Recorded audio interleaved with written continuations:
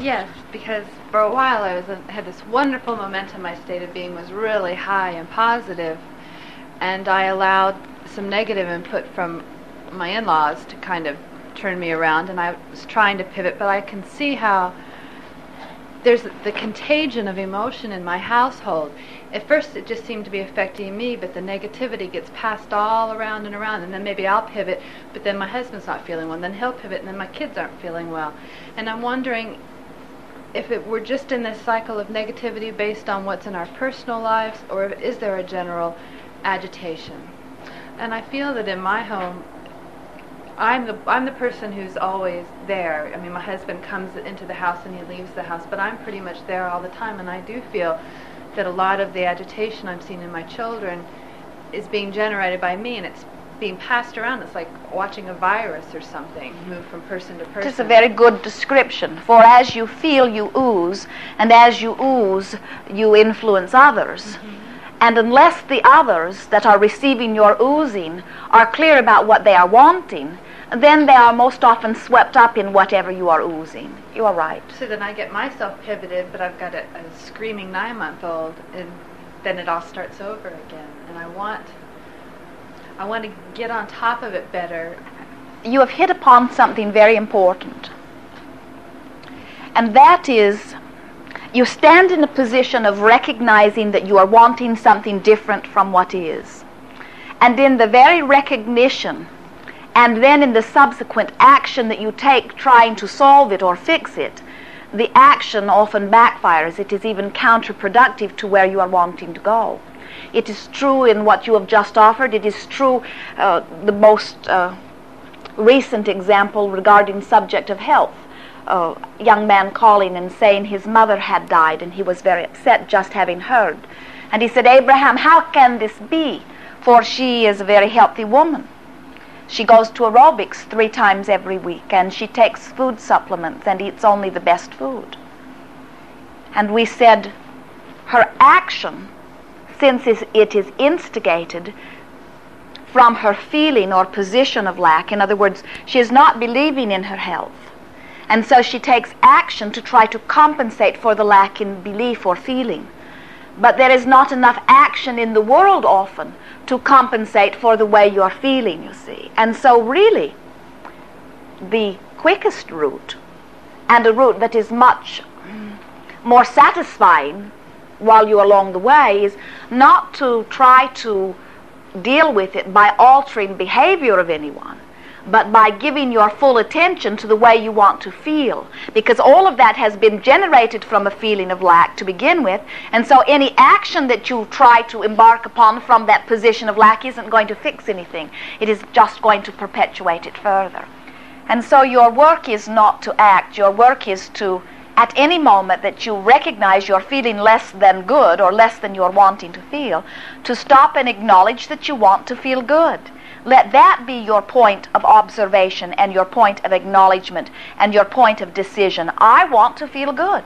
I want to feel good. And you will be inspired to the action from your determination and decision to feel good. But it is quite different. It is very different. We are very much aware of those who are acting for sake of lack, trying to fix, as opposed to those who are inspired by their positive wanting. It is the difference in night and day. It is the difference between getting what you want and getting more of the lack of what you want. I feel like I want to clarify with my 4.5-year-old agreements and rules, but I'm sensing that because I'm coming out of a sense of lack, this isn't the time to do it, and yet, seeing her room torn apart or messes here, or her jumping on furniture or screaming, those things are setting me off even more. That's part of the cycle. And I want to break the cycle. I want to get to the point of clarity about what are reasonable expectations of me toward her and her behavior. It is reasonable for you to expect her behavior to always please you. It is reasonable for you to expect to always feel positive emotion. But that's my responsibility, not hers. That is correct. And if something that she is doing causes you to feel less than positive emotion, then it is your place to get back into that place of positive emotion Otherwise, you become a motivator that motivates from negative position. You crack the whip, so to speak. You offer punishment. And you can bring little ones into better or even perfect behavior if you are willing to stand in that place, but that is not a place that pleases you. And that is what is so troublesome. It works, and sometimes seems to be the only thing that works. If she knows you're really mad, that is the only thing that slows her down. While when you're all sweetness and light, it seems almost to encourage it. If you will not wait until there is a problem, you see, if you're looking at another, in this case, let us say you're looking at the 4-year-old, seeing her on a sort of teeter-totter, with positive emotion being on one end and negative emotion being on the other. If you will give your attention to what you are wanting, you will find yourself staying in that more positive position, which will influence her to be in a more positive position, rather than waiting until the negative end has been tipped down and then trying to take action to fix it. That is what causes the greatest resistance.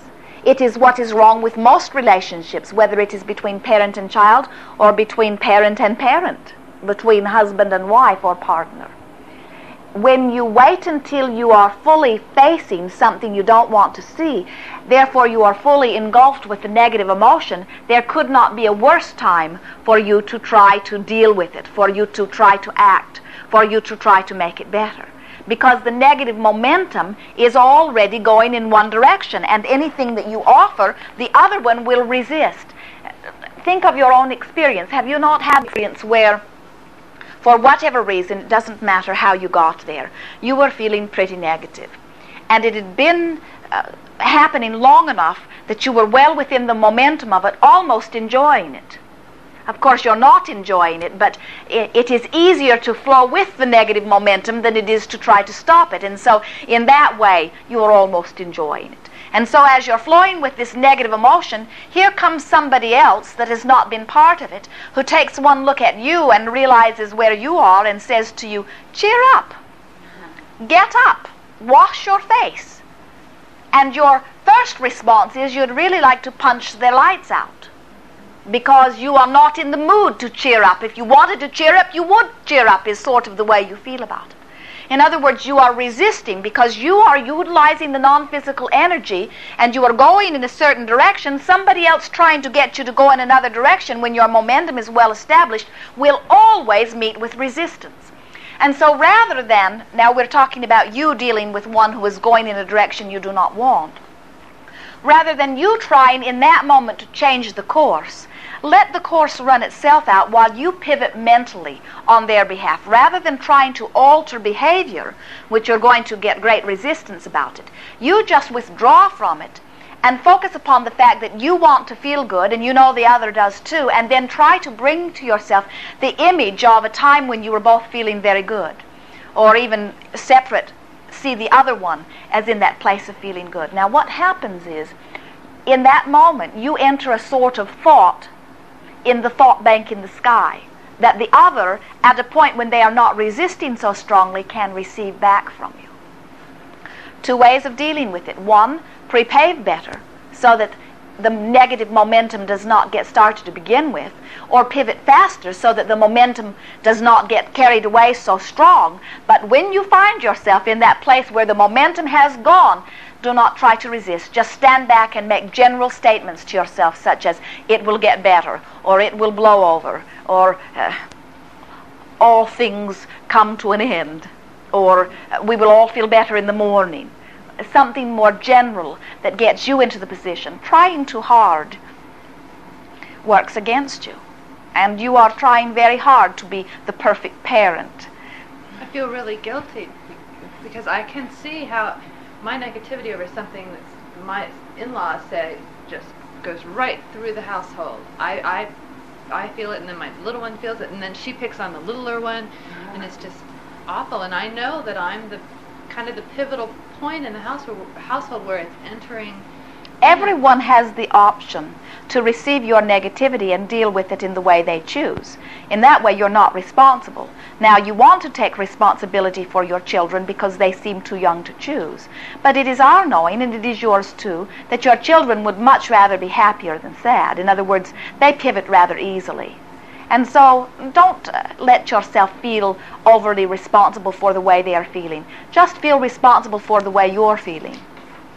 When I see something happening, like 4-year-old is laying on the floor and she's grabbing the 9-month-old's feet out from under her and knocking her over or pushing a toy in her face, I'm saying a lot of no's lately. And yet I feel like I'm fueling this situation, but when I see the big one hurting the little one, I feel this impulse to intervene, and yet my form of intervention seems to be working against me somehow. Because I see the hostility on the 4.5-year-old's face, and she looks at me like, she's angry at both of us even more.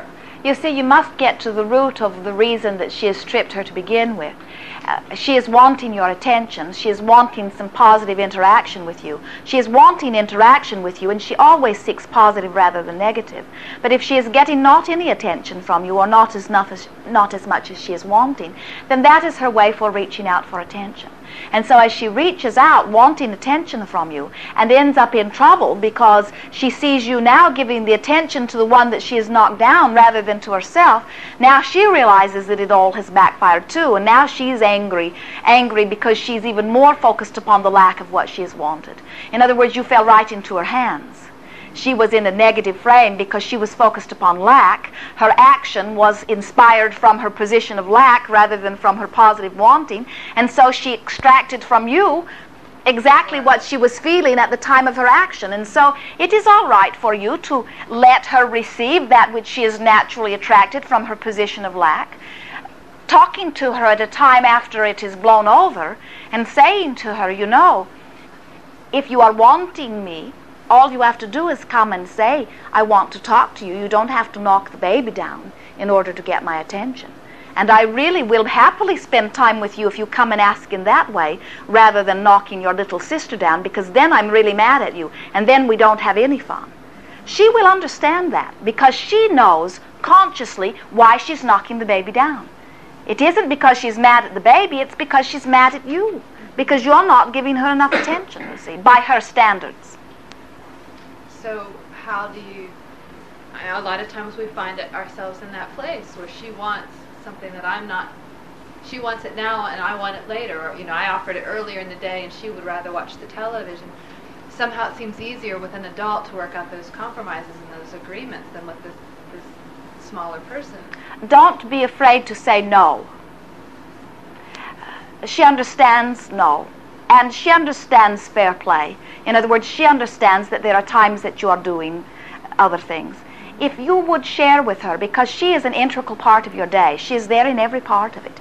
If you would share with her your intentions, you see what happens with most of you. You live so spontaneously.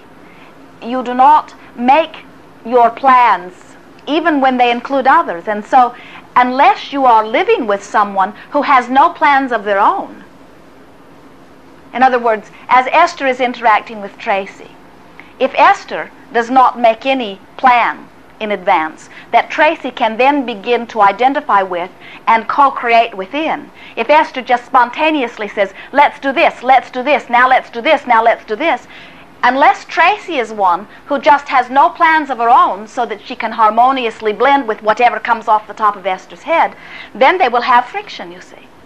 Tracy finds herself in that position frequently, where there are other things she would rather do, but for the sake of wanting harmony, she will go along. But they would have much stronger, more productive, greater enhancement in their day if each of them would establish separately what it is they are intending to do, the three of them establishing separately what they are intending to do, and then taking 10 minutes to see how what they are planning to do can be integrated with what someone else is planning to do. And it doesn't matter if this one is grown or whether this one is 4 years old. It is still communication, blending of intentions that will, pre-paving, segment intending, that will keep those sort of things from coming to such a festering head. Thank you. That's very helpful.